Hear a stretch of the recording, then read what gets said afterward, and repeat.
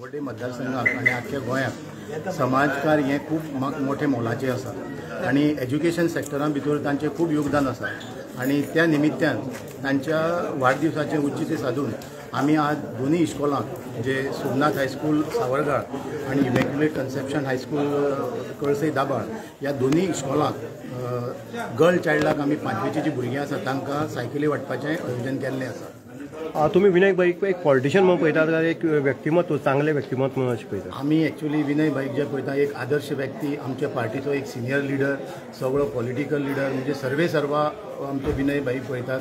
So त्या खातीर आमी तांचेंच हे बर्थडेचें एक उचीत साधून आमी हो कार्यक्रम केलो। तुम्ही विनय भाईच्या सामके लागींच्यान आसा पयलीं साकून ते असो एक कितें आसा इन्सिडंट की विनय भाई ह्या मतदारसंघाक कितें तरी केल्लें?